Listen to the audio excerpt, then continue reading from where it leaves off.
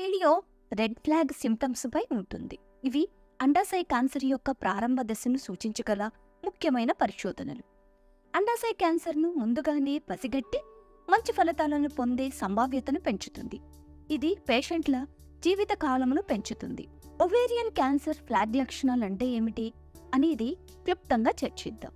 అండాశయ క్యాన్సర్ అది పొందడానికి కొన్ని ప్రమాద కారకాలు. అండాశయాలు 2 ఫీమేల్ రీప్రొడక్టివ్ ఆర్గాన్స్. ఇవి కటి లోపల ఉన్న అవయవాలు, అంటే పెల్విస్ లోపల ఉన్న అవయవాలు. అండాశయాలు ఈస్ట్రోజన్ మరియు ఆండ్రోజన్ వంటి హార్మోన్లను ఉత్పత్తి చేయడానికి బాధ్యత వహిస్తాయి. పోలికల్స్ యొక్క పరిపక్వత.